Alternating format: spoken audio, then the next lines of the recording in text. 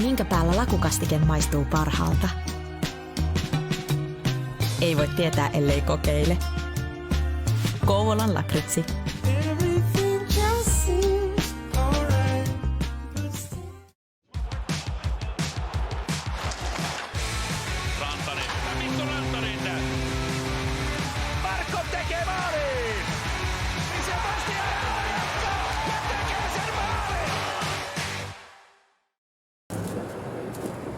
Wilhelm vie nakkikioskille kotikatsomossa.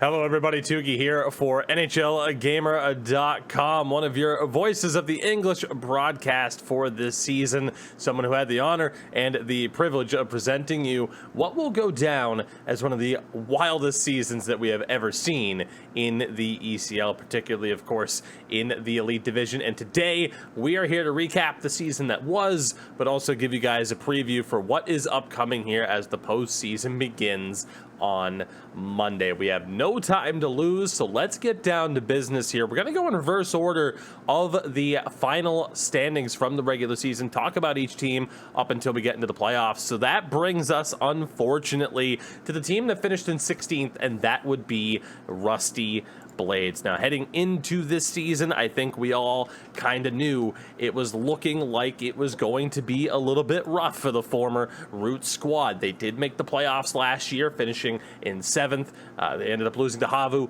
in that opening round, and then heading into this season, a mass exodus prior to the start of the campaign. Sadapoika, Fopatoflin, Sile, and Swag all leaving the club. And while you had some decent additions in Santu, Dillinger, Nordsman on defense, it simply wasn't enough. And of course, as you get a look at the team stats as well, just not up to stuff, and I think they all kind of know that. Kazu was below that average in goal. Your leading scorer with just 30 points, but only one player on your team averages at least a point per game. That's an incredibly bad sign. Our season preview had them finishing in last because they were such a toss-up, and ultimately they do end up getting automatically relegated. Having looked at the response into what is kind of coming up here, seems as though they might stick around heading down into that lower division. Tansky doesn't appear to want to blow up the team and have everyone go their separate ways, but we'll see what happens moving forward as they'll be down in Pro next year. Finishing in 15th. Now, of course, these next three spots, you avoided automatic relegation, but now you're looking at the situation of having to fight for your survival, and here is where we have Kova Esports. Now, the season preview had them in 13th, so right on the money in terms of being in a relegation spot, and indeed for Kova as well. Another team last year that missed the playoffs. They did finish in 10th, and they take a big step back this year, being down in one of those relegation spots. And again, you look at another team that had a decent amount of change, losing Veluxit, Hanelli, and Fakiri on defense. You do bring in the teammates Yerax and Avire up front, Pottsburg on defense, Vincere returns to the Elite Division, and you think, well, hey, maybe, just maybe, they can make this work.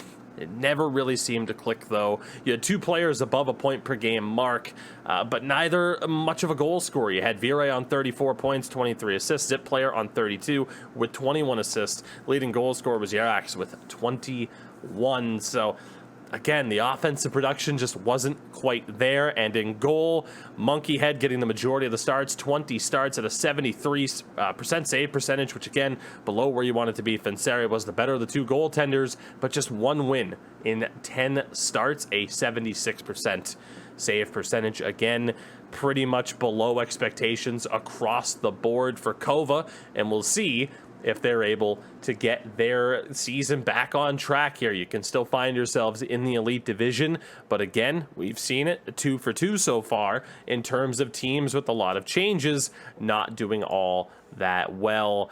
And then, maybe the biggest reason for making this season recap, we have YIP Evoskela in 14th. Never thought that we would see this, but here we are. Season preview had them in 4th. Last year, they finished in 5th, lost in the semifinals to eventual champions in Philadelphia.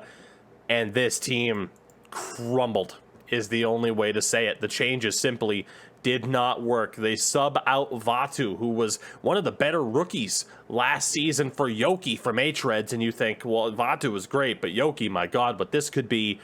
But then you look at the defense as well. You lose Domi, you look like you brought in Temu, and he joins and bails. Maybe not bails is the right word, but you get it, he's not there, so it's a late addition of Sile from, at the time, Roots, of course, ended up being Rusty Blades. And this team, again, it just didn't click. The offense, compared to what we expected, stagnant, doesn't even begin to justify it. You had Antti on 34 points, Yoki on 34 points as well. I believe Antti with 50 some odd points last season. Yeah, 55 last year. Yoki had 78 points last year. He was the league's leading scorer. He had less than half of that this year. It didn't work. Indy as well, dropping from 54 points to 28. I don't think we've ever seen an offense this talented struggle this hard. There's really no way to sugarcoat it, and I think that they know that. And defensively as well, admittedly, Omari had a great season, but Sile, the offense, he went from 28 points on Roots, was tied for 5th in scoring amongst defense. He had just 19 points this year, so nothing really went their way. And in goal as well, you look at Swag, joining over from Roots, but again, just a 76% save percentage of 14 games. Sandro, who had a phenomenal season last year, 82% save percentage, was down to a 75 this year. There's just nothing that you're going to be able to do in that situation. In terms of trying to phrase this nicely, this is one of the biggest shocks that we've ever seen in this elite division, and we will see. I mean, this is a team where if you get relegated, there is no excuse whatsoever at that point. This has been a tragic season for them, is the only way to put it. We'll quit beating up on YIP Evoskela. We'll move over to the final team in one of our relegation spots. And again, third time out of 4, and talking about a team in danger, if not outright relegated, we have a former playoff team, and it is Northern Ascendancy, who fall from 8th last year down into 13th. You talk about the lineup changes, though. You lose Dillinger, you lose Wiegelson, you bring in Folpatolflin, Sparker Romberg to help replace them, but again, it just wasn't there for them this season, and a big part was the offensive struggles. You had just 2 players that were over a point per game pace. It was Tunkelia, a defensive convert up to forward, and then Folpatolflin, Captain Martindale, just 24 points. He had 40 last year at the very least. It just never seemed to click. You had Teahola, not really able to, I guess, do the job that they wanted him to do up top. He dropped back to defense at a point. Ibiz got some games in on defense. And ultimately, as Sin and I had said it numerous times throughout the regular season here, Supreeks was having a great season. And it would have been more on the players in front of him if they did not make the postseason. And despite the fact that Supreeks only finished with a 79% save percentage, I think that's exactly what happened. Again, this was a team 8th last year. Season preview had them in 7th, and they're going to have to fight for survival here. I'm intrigued to see what happens. I expect them to stay up. I think they're too good to get relegated at this stage, but you never know. Especially, too, when we start talking about some of the playoff teams, some of the recently promoted teams that made the playoffs. You never know with some of the talent that's down in that pro division what could happen. So in talking about these bottom 4 teams, incredibly disappointing for every single one of them. 3 out of 4 were in the postseason last year. Kova was just on the outside in 10th. An incredible turn of events. Which brings us to the team that finished in 12th. You want to talk about a great escape? We have 2 of them in a row here, and this is the first one, the ZSC Esports squad. The Lions survive. Season preview had them in 12th. Bang on was that season preview there from our panel of experts, and for all things considered for ZSC, it was a rough start, right, to life in the elite division. They made a couple of changes, but not anything overly ridiculous, but they had a lot of unproven talent in the elite division. But it just seemed as though as the season went on, they started to pick up momentum and started to figure it out. And I give them credit. They battled, and they're going to be back in the elite division next year, which I think is a wonderful thing for this league, mainly because their Twitter game is on point, to say the least. Chich with that 75% save percentage between the pipes was solid enough. They made some changes, though, here. Here's the thing. I talked about it and why this team is just so bizarre. In terms of the offense, We talked about, oh, here's YIP Evoskela and Northern Ascendancy with players over a point per game. They did not have a single player that played the full season that was over a point per game. You had Timotei, 26 points in 22 games, but again, didn't play that full season. We saw Freeman make his debut on defense. Birkadal had 16 points in 14 games as well. So it was interesting how they had one player with elite experience in Hall Deem on defense. He played 24 games this year. So you didn't really have that incredible scoring track record consistently throughout the season, yet somehow they survived. An incredible story for ZSC, and again, it was a great thing to watch, all things considered. And they're not the only team that, as the season went on, they started to figure it out. That brings us into 11th. Now, last year, we saw a team like Sabo, who looked dead in the water at the midway point of the season. They battled back to avoid relegation. This time out, recently promoted Tunnel Vision found themselves 14th, 15th for the vast majority of the season, and instead they battle back into 11th and survive. Almost looked like they might make a playoff spot. The season preview had them in 14th, so for them to finish in this spot is a tremendous coup for them. Again, promoted last year. They did make some changes heading into this division. They lost Yerkse, Yanori, and Nikke in goal, but bringing in Sadapoika and Wenger on defense was huge for them. I mean, again, you were looking at two players that had elite experience the season prior. And you look at the point production pace here. They stuck with the same lineup, the same players all season long. Everyone played in 30 games. Picard's led the way with 46 points in 30 games. Sokolo wasn't that far behind. Defensively, they got some production. And Holtzy with that slightly above average save percentage at 76% for a rookie goaltender, or excuse me, not a rookie goaltender, but someone that last appeared in season 7, which was an entirely different scenario. Again, a great job by this squad, and another team where at the same time that you're stunned to see this former playoff team struggling, you're also stunned because these inexperienced teams in the elite division were taking advantage of the opportunity, and they made the most of it. They're safe and sound heading in to next season. We get to the 10th placed team now, and it's another shocker. A playoff team last year. They finished in 6th. They lost to HREDS in round number 1. Our season preview had them in 10th, so another one that was right on the money. It's Vesa Pampa. Now, the issue for Vesa Pampa here, simply put, they essentially completely changed out their team. Ekin was the only holdover here, so you had a squad that needed to try to find their footing. But here's the issue.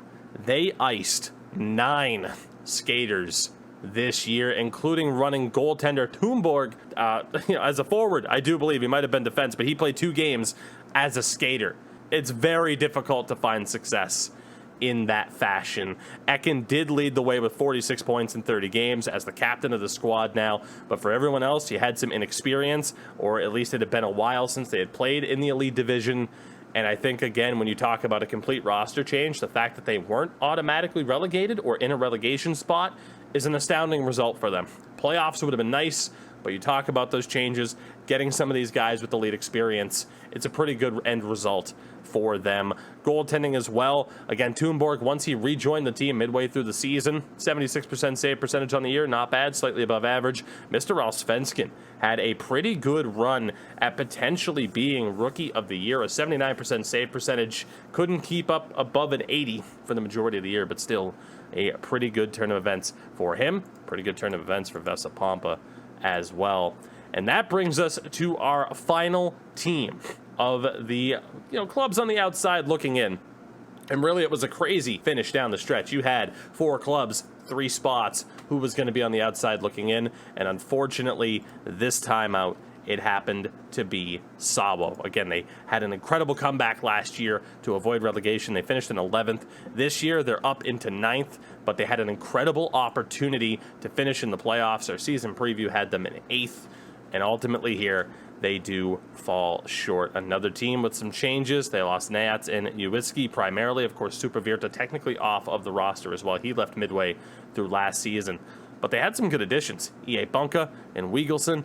Bunka led this team 56 points in 30 games, 33 goals after joining from the former SJ Gaming, also now known as Poggers. So that was an incredible turn of form for him. And again, for this team, you talk about the forward talents that they had. Chrysitis, Wiegelson, 45 points each. The offense was there. Unfortunately for them, it was the goaltending that let them down a little bit in the defensive play overall. Mahukati, just a 74% save percentage, starting the majority of the games. Not exactly what he would have been looking for this year. Roysto started 12 games, though, 79% save percentage.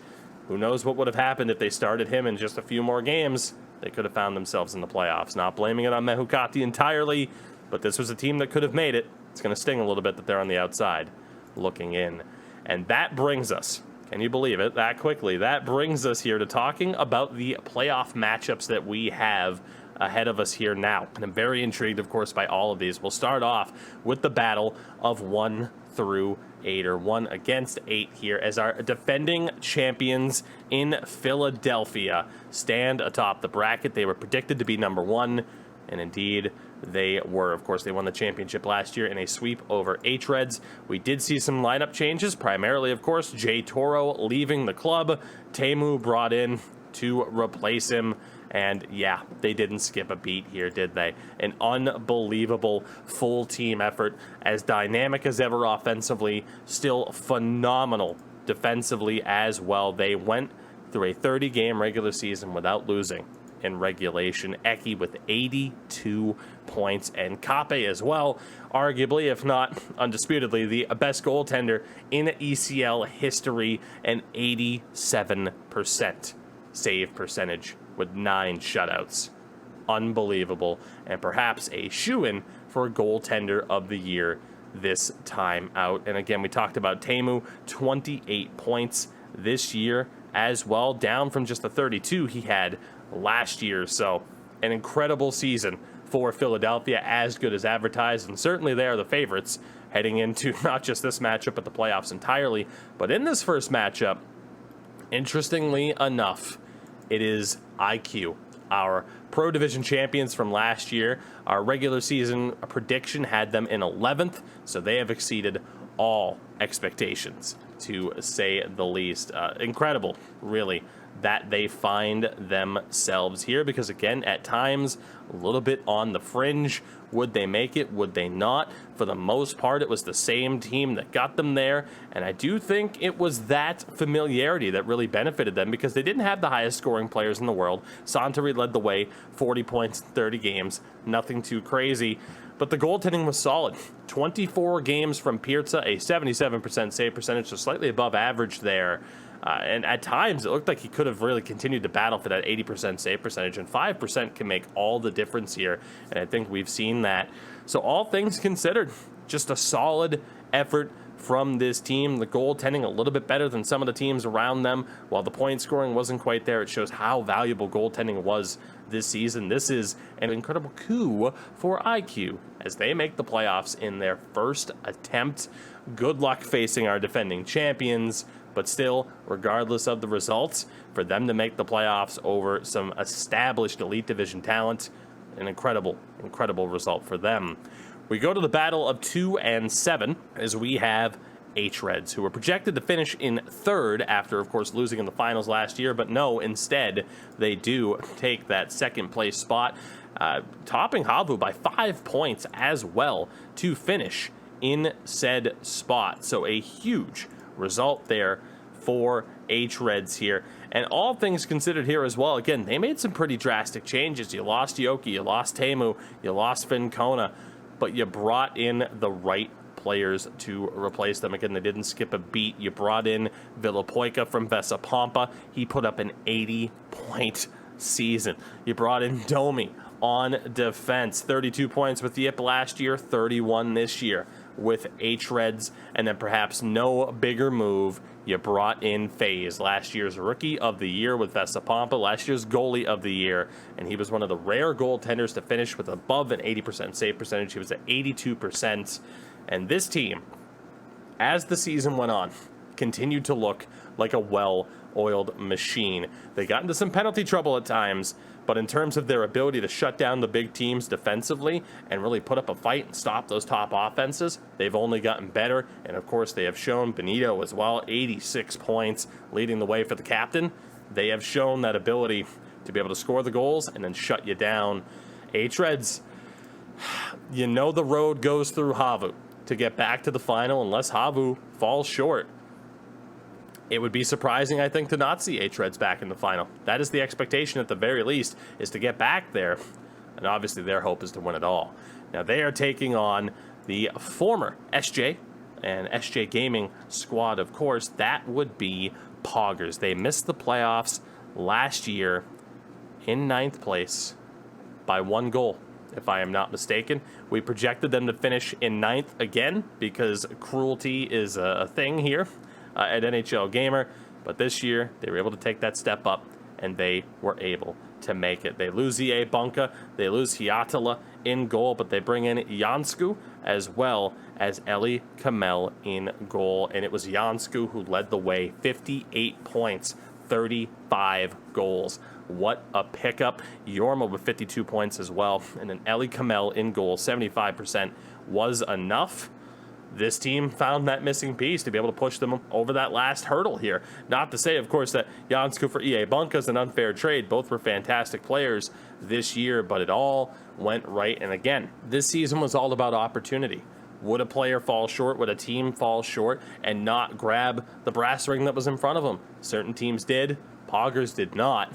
They make it into the playoffs here. Again, very tough task against HREDS, but a step up and a step in the right direction that they were looking for. So well done to Poggers. We get to our third matchup here, and it is HAVO finishing in 3rd place. Of course, they finished in 2nd last year. We projected them to finish in 2nd as well. They fall down into 3rd, and they will be taking on YMCA Esports. But starting off with HAVO here, interesting, of course, they brought in Domi. He departs within a few weeks, and in his place, Jay Toro and Huneli join the team as well.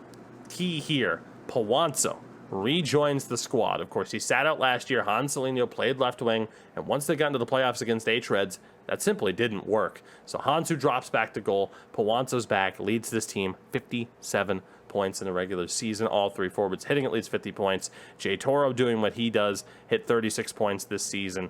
But the key here is in goal, and it's a real nice problem to have. Sibelius, 14 games, 86% save percentage. Hansalino, 16 games, 84% save percentage. Who do you go with? What is that strategy there when you have 2 of the top 3 goaltenders in the league? Good luck trying to figure out that problem heading into the playoffs. But this is another team, well-oiled machine. They have their strategies. They stick to it because they do it arguably better than anybody else. We'll see their versatility, though, perhaps in the playoffs once we get into some of these other matchups. And then they were waiting for this, so let's rip that Band-Aid off. YMCA Esports projected in the regular season to finish in 15th, and they make it here all the way in 6th. 3 points clear of Poggers in 7th. Simply an incredible season. They defied all expectations, and it was the roster changes there that left a lot of people unsure. You lose Wenger, you lose Viljo at the time, now known as VP. You lost Viltsup and Ramsey in goal. You bring in Nylander, and I mean, you brought in Viljo only to lose him. So basically, you bring in Nylander and Benna in goal. That secondary option worked out tremendously. We'll talk about the forwards here first, though. JM, 54 points, 32 goals, phenomenal. Mozia and Timothy got the job done. They didn't at times get the most from their defense in terms of point production, but it was solid. The key here is Benna, arguably the favorite for Rookie of the Year, especially after what we saw last year with FaZe, 82, nearly 83% save percentage for him. Again, one of the rare players there to finish, one of the rare occasions, to finish above an 80% there. And this team can go as far as he carries them, because this team, if they have the confidence in their goaltender, great things can happen. So for YMCA to go from 12th last year and missing the playoffs to this, it's really off the back of a tremendous set of transfers. And again, they proved us all wrong. So credit to them. That brings us to our final first round matchup, and perhaps no other is more interesting than this. Of course, the battle of 4 and 5. You expect it to be close. We have Färjestad, who were projected to finish in 5th, and we have Goons, who were projected to finish in 6th. Turns out you just had to move them up 1 spot each. For Färjestad, finishing in 4th place last year, so they drop. Actually, they stay exactly where they were. They lost to YIP Evoskela in round 1, which, hey, An epic rivalry there between the two. Färjestad at the end of the regular season really helped end the YIP Evoskela playoff campaign. And the key here was pretty simple. You lose Rubitus on defense, but you brought in Laminens from Vesa. And that chemistry that the team possessed was outstanding. You talk about that right-hand side, Antonio and Laminens there, and their ability to switch back and forth on the fly because of that chemistry that they had from Vesa as defense partners worked out phenomenally. And really what we've seen over the past few seasons with FBK, it's all led to this. Afe, 66 points leading the way, 45 goals, led the league. Incredible. Malum with 60 points. Antonio, 54 points as a former defender, is still phenomenal. And then Laminens, 43 points as a defender. Insane. 34 for Furion as well. And then in goal, he wasn't quite as good as we expected him to be. He had the top save percentage last year. It's McSavid at 79%. If this team can do what they did offensively, and McSavid can turn it on in the playoffs even more so than what he did in the regular season, sky's the limit for FBK. They have gotten better and better and better as the seasons have gone on, and they are going up against the other recently promoted squad here in Goons, and I am incredibly excited to see what's going to happen with this team as well, because again, they lose to IQ, known as Enigma at the time, in the Pro Division final last year. They still fight their way to get promoted. They, have a couple of roster changes here, but the key for them, they brought in some elite, experienced talent. Jurgeli, VP, Finn Kona, and it all worked out tremendously here. As Piku Roger talk about a player who has a shot at Rookie of the Year, 57 points and 32 goals. Kirketsi back in the elite division.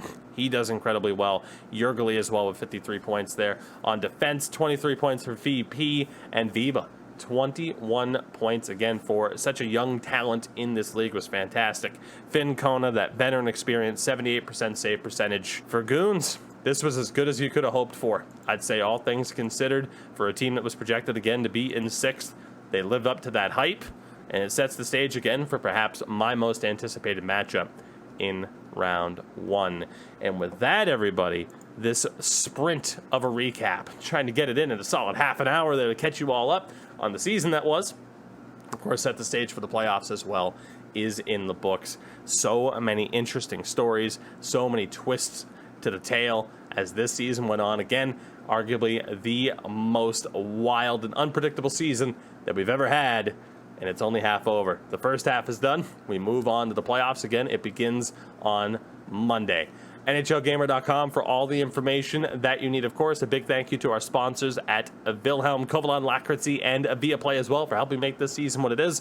Big shout out to everyone behind the scenes as well that has made this season something special. We will see you all in the playoffs. Looking forward to seeing the conversation about, of course, the teams that made it, but especially the teams that didn't.